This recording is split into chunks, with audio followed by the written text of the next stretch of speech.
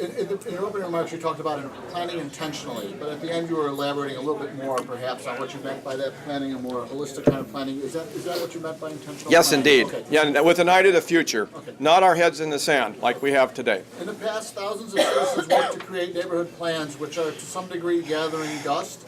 Some neighborhoods have been neglected, particularly in the south end. What will you do to help address the neighborhood planning and bring that into this planning process? Well, let me just say something about Seattle process. I love Seattle process. I defend it. It is one of the best things we have going in our city that I think is unmatched anywhere in the country. We should be proud of that activism, that involvement, the ideas, the creativity, the volunteerism, the hard work, and the desire to be part of our own self-governance here. Where it breaks down is at the leadership level. Seattle process could go on forever because we can talk forever, right? Any one of us, given the opportunity. So will the Seattle process, and that's why it's been bashed in recent times.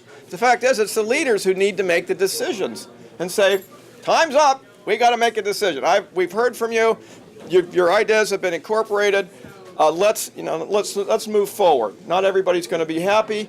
Some are going to be, unhappy, but by golly, we got to make some decisions here. So that's where leadership comes up, as opposed to followship. Now, how do we balance? Okay, the planning effort to me is reprehensible. What has happened with our neighborhood plan efforts from the 90s? In the early 2000s, it began systematically it was systematically dismantled.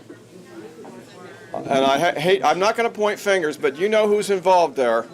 But it's been systematically dismantled, and it has not been returned in terms of a framework for prioritizing from policy to program to spending. At one time, we had an integrated system that it was only just getting started to address the thousands of goals that were set through thousands and thousands of hours of citizen involvement. Citizens who see that happen get discouraged and want to give up or move somewhere else. We have to keep that faith, or we have to restore that faith. And part of my goal is to restore the faith to our citizenry and not simply revert back, but pick up where we left off and move forward with new planning and implementation efforts. Now, those are sort of buzzwords, but I think I heard the mayor the other day say, well, planning is done. He said this at the State of the City. He said, we're done with planning. Now it's time to implement. Well, excuse me, what have you been doing for the last 4 years? What has the city been doing? Have they been implementing the plans? No, they have not been. They've been abandoned. Now we have this new transit-friendly communities plan, that is overtaken. And by the way, that ought to be integrated with neighborhood plans before anything moves forward. I believe that it's a good idea to be planning around these stations where thousands of people are going to be concentrated moving through, but the neighborhoods need to have a seat at the table. Okay, let's take another question. I see we've got a lot of them there. Yeah, we got a lot of them. I'll try to shorten my answers. Related to South Lake Union, there are a number of developments that have gone in there that are not eligible for property tax or to have property tax exemptions, tax exemptions and so on. The question says, are you aware of that? I guess maybe more, what would you do? Okay, that question speaks to the tax abatement, multifamily tax abatement program. It should not be used in South Lake Union, for one thing. I think the whole program really should be subjected to fairly intense scrutiny, if not dismantlement, because I think it's a tax shift, and it was intended by the legislature initially to spur housing where it's not occurring. Now, I don't think that South Lake Union is a place that needs that kind of stimulus. I think it needs help in other ways, but not that way. And there may be some areas of the city, I'm not ready to say throw the whole thing out. I know that Southeast Seattle doesn't get market rate investment in housing. It's all subsidized, and there's a desire to see Southeast Seattle share in this prosperity and enjoy market rate investment and building wealth within the community and jobs and incomes. And you don't do it by continuously pumping subsidies into an area, and it's not working. Okay, let's take the next one. Will you reopen the waterfront design process, and how will we pay for that project? Well, it's not closed as far as I'm concerned, and it's not at a sufficient point for moving forward with bricks and mortar. I do believe that the seawall needs to be replaced. I accept that. I have some concerns about how it's been designed. I'm worried about the rising sea levels and what happens because the seawall is not being increased in height. It's not exactly the most ecological design that I know of, or could think of. I do think we have to replace the viaduct. I mean, we can't revisit that issue. I think we have to move forward with replacing it with a surface boulevard that should be where our first investment goes to make a very successful boulevard that's multimodal, that moves a fair amount of traffic, but also allows for this multimodalism that we want to see there, and connects better with the east-west corridors to the neighborhoods all up and down the central waterfront. Those are my top priorities there. I've been intensely involved with the waterfront planning. It's not my design. I'm going to be clear about that, but I support the process moving forward. I think much of the cost for the improvements needs to come out of things like an LID in downtown, local improvement district. Some of it's going to come from the state. The port is contributing, particularly in the transportation investments that are needed, and I support all of that when we move forward. But I'm not entirely accepting of everything that has been proposed. I don't think we need cloud machines, and I don't think we need hot tubs, floating hot tubs, and things like that. I mean, kooky things. Let's get rid of all that stuff. And also, let's share some of the design opportunity with our local creative designers and architects. There's plenty of really good ones here. So I would like to reintroduce some of these things to our local design community. Okay? A couple of technical questions. How would you solve the micro-permitting piecemealing problem? Micro-permit, not micro-housing units. This is where a project is presented as 3 or 4 separate permits, but... So incrementalism in terms of... Trying to avoid SEPA and design review. Oh, yeah. Yeah, I think there needs to be a kicker in there that takes into account cumulative impact, and I think that's allowable under SEPA. And maybe it's not being applied, but that's how I'd approach that. Okay, next one. Okay. If you're going to take away a lane of traffic from cars and give it to bicycles and buses, how will that work? However, both is not an answer because bus drivers don't like that. Okay, that's kind of a complicated one. If you're going to take away a lane of traffic, would you give it to buses or would you give it to bikes? Okay. Well, there's also parking. I mean, parking is another. Our street right-of-ways are fixed. Okay, and they're not going to change in that regard. And a lot more people are moving in, and a lot more traffic and trips are being generated all the time. And that's going to continue. We have to figure out the best ways and where and what corridors we need to focus effort to move for mobility. And when I speak of mobility, I mean all modes. Cars, I recognize that most of us drive. I drive. I'm not going to make apologies for driving over here. I had to. There's no other alternative. And most of us are in that situation. Mike McGinn rode his bike. Well, he gets it dropped off a few blocks down the street, I hear, from the police. I heard that from a police officer. I didn't make that up. Okay, so prioritization, there's a science to this, and there has to be a little bit of give from everybody, from general traffic. I do think that transit should be prioritized in major corridors. It doesn't mean that you 24/7 remove a lane of traffic for general traffic. But peak hour, our buses carry a ton of people who are commuting. And if they're stuck in traffic, people won't ride the bus. So let's prioritize the movement of our transit, our coaches, when we can, where we can, and share the road. I believe we need to share the road. Bicyclists are a tiny fraction of our transportation system and mobility system, but it's a good, healthy thing, and it needs to be safe for the bicyclists and safe for the drivers. I also think pedestrianism is extremely important. Far more people walk than ride a bike, and I'm particularly concerned about pedestrian safety in this city as traffic gets more wild and crazy, and there's so it's kind of learning to live together, sharing the road, finding more efficient means to move people and goods and vehicles.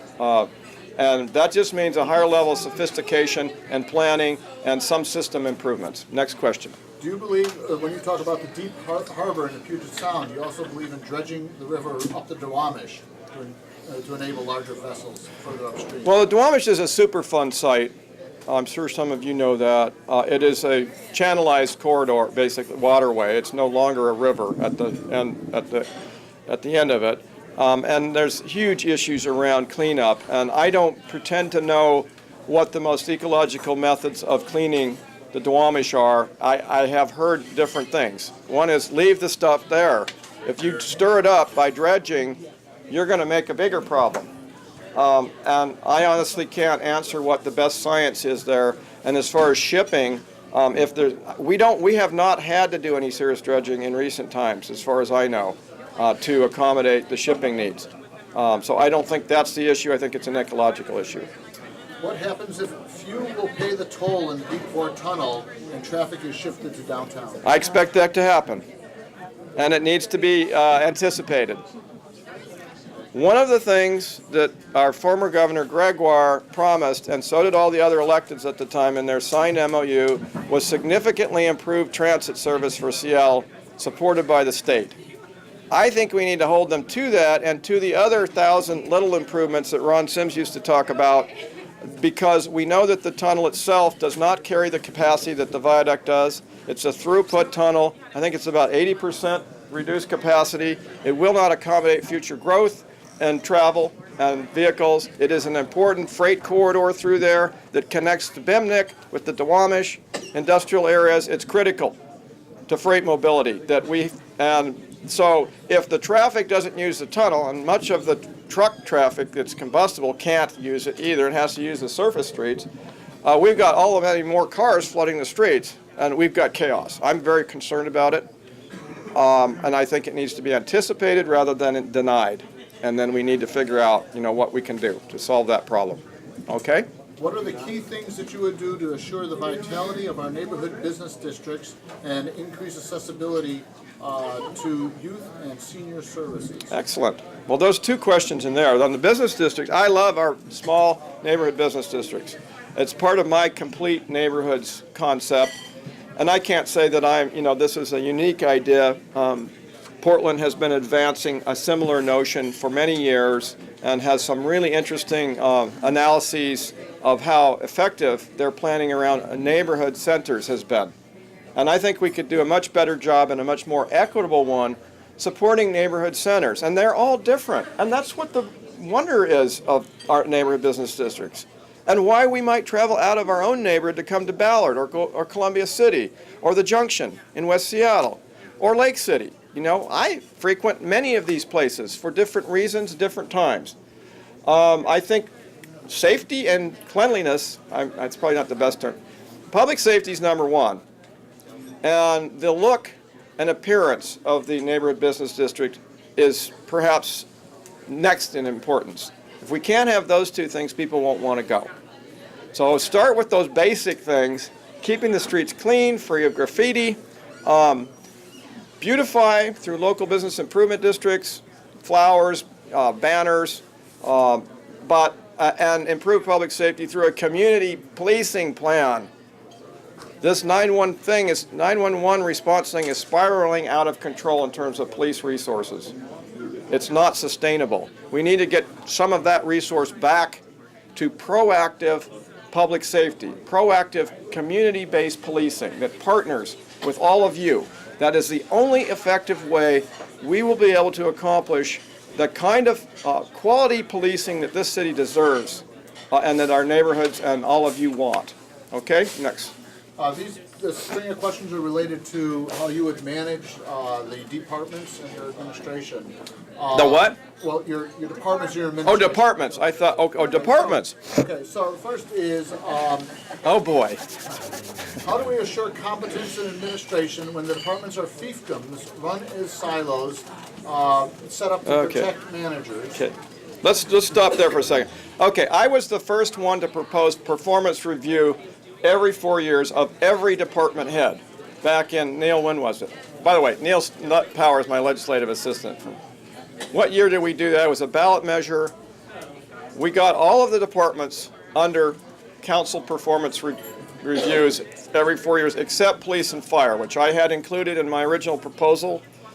And it was rejected by a 5-4 vote at the time to put that on the ballot. That's number one, is every single department head needs to go through a performance evaluation, and there needs to be a check on that. It worked successfully with the former city superintendent of City Light. His contract was not renewed, and Jorge Carrasco was brought in, and we got City Light back on track. We cannot rely simply on the executive to be responsible in that area. As far as the departments, organizational structure, placement of people, I'm not going to talk about heads rolling or anything right now. I don't believe in doing that for political benefit, but I do think that it's all on the table, basically. How the city's organized. I'm a problem solver. If I see a problem and it's structural in the city, I will work to change that, whether it means bringing in new people, change agents, reorganizing the department, combining programs, policies, always with an eye to efficiency and getting the job done. Okay, the other part of the question? Would you create a Department of Planning, and will you get DPD to enforce the code? Okay, those two questions. And would I create a Department of Planning?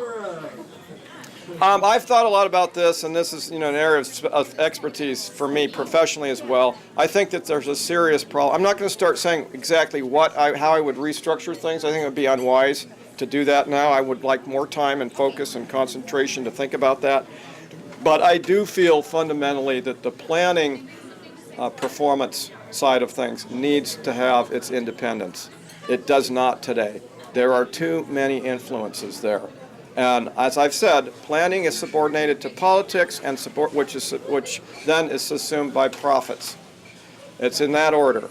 That's how planning is executed in this city. I hate to say it, I'm not blaming anybody, not pointing any fingers, but I think we can do much better when it comes to the application of planning in this city. This is a city that our citizenry demands good planning.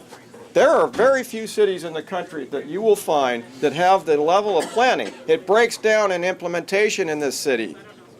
And then that results in disillusionment and on the part of our citizen. We can't let that happen. So yes, I think changes are necessary. I do believe in independence. I don't think you can have a fee-supported planning process, if you get my drift. There you go. Okay. Office of Housing is not proactive enough. Instead of working with property owners to add affordable floors to a project at the design stage, they always look at greenfield development. How will you change this? Wait, I'm confused there. Office of Housing is not proactive enough. Instead of working with property owners to add affordable floors to a project at the design stage, they always look at greenfield development. I think this may be related to incentive It sounds like inclusionary zoning, and actually there are some severe legal restrictions. I don't have a strong opinion about inclusionary zoning, to be honest, and I don't think it allows the flexibility that we need to produce affordable housing. I do think that we could do much more with the Office of Housing. Again, not pointing fingers. I'm not out to chastise, good public servants in office today and bureaucrats. I think that's wrong to be doing that. But Office of Housing primarily exists to administer the funds from the housing levy. When I was on the City Council and chaired the Housing Committee for 4 years and sat on it for another 4 years, I worked to find market solutions to affordable housing, not just rely on subsidies. And I believe there are market solutions, and it's tricky because they're not always, the typologies or the quality of the design is not what neighborhoods want. But I'm an architect. I understand design, aesthetics, compatibility, scale, all of those things. And I was one of the most outspoken in opposition to these ridiculous carport townhouses, the six-packers as they called them, and that started to proliferate throughout our cities. Why can't we have row houses in some areas that look beautiful and support families and have backyards, maybe where common areas? Why hasn't that happened? So housing typologies need to be considered when it comes to affordability and livability. And they also need to be supportable in terms of market production. We're not doing that. It's either you live in an expensive high-rise tower at $2,000 a square foot, where the city basically sells the land use code to the highest bidder, or you're stuck where you are. Or you can't access single family because it's skyrocketed out of affordability for most families. But I know these areas, and I've got lots of ideas for this. So, couple big questions. Yes. Is sustainability really possible, or given our culture's slow response to these big issues of climate change and peak oil, should we really be moving to focus our energies on resiliency. Yes. Who's the questioner? Would you like to? Yes. I've actually spent a good part of my year at Harvard studying urban sustainability best practices. Most people don't even know what it means or can define it in any specific terms. It's an aspirational goal in most cases. Social sustainability, environmental, economic, three-legged stool. But I looked at best practices all over the country, and basically for me it's about optimization of the cities and urban areas infrastructure, reducing waste and inefficiency, and optimizing performance in everything we do, in every working part like a clock. It's to optimize that. Follow nature's lead, use eco-services to reduce costs, and do it in a clean, supportable way. Those are some of the sustainability practices that I give talks on around the country. There is a framework for building sustainable cities, neighborhoods. Can we ever get there? Not likely. Can we be utopian? Well, it's a nice idea. We can be inspired for that. But we can start by just being more efficient and reducing waste and inefficiency. Our recycling program for me is one of the best examples of what I'm talking about. Led by the citizens. It started in Fremont in the early 70s. What's his name? You probably know. Armin. Yes. And it became nationwide, and it works. I mean, it's still kind of crazy, this bin and that, but we're saving a ton. The city wanted to build for garbage was That's right, it was an incinerator. They were going down that path. The incinerator plan and that the city council went for, and the citizens said, hell no. Exactly. I know all about that. In fact, I give talks on case studies of Seattle's recycling. It's one of the best things we've done in this city, frankly, when it comes to sustainable practices, if you will. It's the best example. Most of what we do is aspirational here. We talk a lot about it. We have dreams. Carbon neutrality. But back to the original question, I believe that that climate change is unstoppable. I've come to that unfortunate conclusion. It is unstoppable. It is bigger than anything. This country is not leading the way toward reducing greenhouse gas emissions, and quite the opposite, even when it compared to China. We have no national alternative energy policy, for example. And so, that being said, it's happening. It's going to get worse. Unexpected, results that we can't even imagine, that are going to be disruptive to our economy, to our people, damage property, lives, all of these things. We're seeing it happen with increasing frequency. We need to begin to move in the realm of adaptability and resilience. That should be our highest priority. As a city, we're dependent on our bridges. What happens when those bridges are taken out? The city stops. The first responders can't get to your neighborhood. Food supplies, water, can't get to your neighborhood. Self-sufficiency is what I would recommend for all of us. Be prepared when the services and supply lines are completely stopped.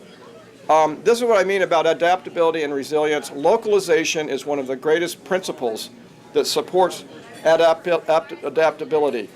If we're less dependent on the international global supply chain, we will be better off when disaster strikes or when climate change starts to change the way that we live. Final question. Okay. Do you have any ideas around how to engage some of our major businesses in the area to solve some of our problems, such as Boeing, Microsoft, Starbucks, Amazon, and so on? Great question. I'd love all of your advice on that, but I don't think they're doing enough. I think they're enjoying the prosperity, a great workforce, a culture class, a livable city, and I don't think that in some cases, and again, I'm not singling out any one corporate entity, but I think they could be doing a lot more. When it comes to the growth in South Lake Union, we know where it's coming from. Predominantly now it's Amazon. We know Amazon's recent history of, contributions locally, being part of the community. That needs to change, and I think public pressure needs to be brought to bear. We love you, Amazon. We all use you now. We want you to give back, and we want you to support and cover the costs of infrastructure that's needed. We have, in South Lake Union, we have a $200 million substation that's needed there. 500 million. 500 million, okay. What else is missing? What else? A school. Now, should the taxpayers foot the bill for that? I don't think so. I think in most other cities and communities, through impact fees, schools are built. They're creating demand for schools. And if they want people to live there, then we need an elementary school. So how many examples can you point to where the infrastructure the growth in South Lake Union has way outstripped the investment in infrastructure, and now the city's looking for other ways to tap our taxpayers outside of that area to cover it. That is not growth paying for growth. So I'll just, leave it at that. Peter, we're Okay? virtually out of time. You have a micro answer on, do you support district elections for city council members? I'm not convinced that it's the best thing for the city at this time, and I'll share why. It's primarily unintended consequences, institutional shift of power to the mayor, and I should be welcoming it that regard. I think that will result, and that's why most every mayor has always supported district elections in the past. I'm worried about north-south issues.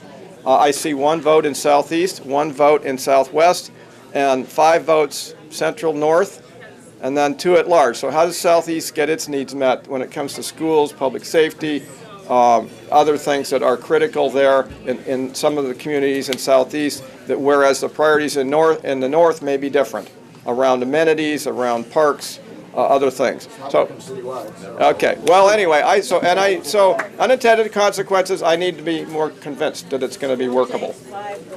Accountability is a good thing. Greater accountability, lower cost elections, public finance. Thank you. Okay. Thank you. All right.